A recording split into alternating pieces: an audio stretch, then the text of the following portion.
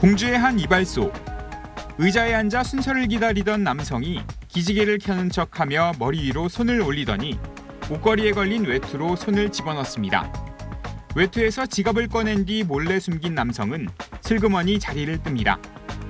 뒤늦게 지갑이 없어진 걸 알아챈 업주가 경찰에 신고를 했고, 경찰은 이발소에서 2km 정도 떨어진 풀숲에 숨어있던 20대 남성 A씨를 범행 1시간 30분 만에 붙잡았습니다.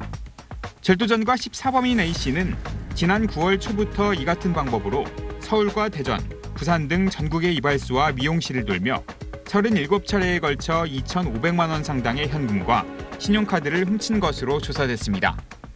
현금을 많이 사용하는 어르신들이 자주 다니는 재래시장 인근 이발소를 주된 범행 대상으로 삼았습니다. 찾아오는 손님들이 대부분 연세가 있으셔서 카드를 사용하지 않고 있어요. 주로 현금을 사용하고 있다는 점을 알았던 것 같아요. 경찰은 A씨를 구속 기소하는 한편 아직 밝혀지지 않은 여죄가 있는지 추가 수사를 벌이고 있습니다. TJB 이수복입니다. 이른 새벽 서울의 한 지하철 승강장. 한 남성이 의자에 앉아 잠든 취객 앞을 서성이더니 몸을 숙여 승객의 휴대전화를 빼냅니다. 바로 옆에 놓아두는 척 하더니 이내 황급히 달아납니다. 또 다른 승강장에서도 잠든 취객에게 다가가 휴대전화를 가로챕니다. 전동차 안에서도 범행이 이루어졌습니다. 피해자가 뒤쫓아 내리자 모르는 척 다시 탔다가 피해자가 돌아서자 다시 내리며 추적을 따돌립니다. 이렇게 지하철에서 주로 잠든 승객이나 취객을 노려 휴대전화를 훔친 60대 남성 A씨가 경찰에 붙잡혔습니다. 별도로 체포영장이 발부가 됐고 이 체포영장으로 선생님 현시간부를 체포합니다. A씨는 지난 10월 3차례에 걸쳐 휴대전화 3대를 훔친 혐의를 받습니다. 전과 14범인 A씨는 비슷한 수법과 범행으로 8차례나 구속됐고 지난 8월 출소한 뒤 47일 만에 다시 범행을 저지른 걸로 확인됐습니다. 교통카드를 사용한 게 아니라 일회용권을 사용해갖고 잠복하다가 나타나갖고 이제 바로 체포영장 집행해서. 경찰은 지하철 범죄 신고를 분석해 A씨의 추가 범행 여부 등을 조사하고 있습니다. 서울청 지하철 수사대는 올해 A씨처럼 잠든 승객이나 취객을 노려 금품을 훔친 26명을 적발했다고 밝혔습니다. SBS 박재현입니다.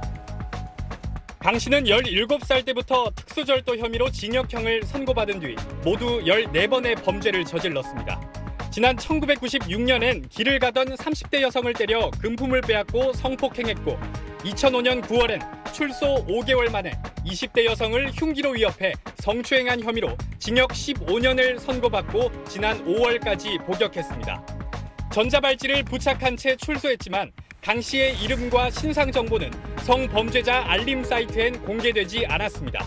성범죄자의 신상 정보를 공개하는 근거 조항이 뒤늦게 만들어졌기 때문입니다. 출소 석 달 만에 전자발찌를 훼손한 강 씨는 전자발찌를 끊기 전에 이미 자신의 집에서 40대 여성을 살해했고 자신의 지인인 50대 여성을 도주하는 과정에서 살해한 뒤 시신을 직접 승용차에 싣고 경찰서로 옮겨 범행을 자수했습니다. 경찰은 두 사람 시신 상태로 미뤄 목이 졸려 살해된 걸로 추정하고 있습니다. 자수한 이유에 대해 강 씨는 범행 사실이 발각돼 경찰에 잡힐 거라고 생각했기 때문이라고 진술한 걸로 전해졌습니다. 경찰은 강 씨를 상대로 범행 동기가 뭔지, 계획적인 범행인지 등은 물론이고 추가 범행 여부에 대해서도 조사하고 있습니다. SBS 김상윤입니다.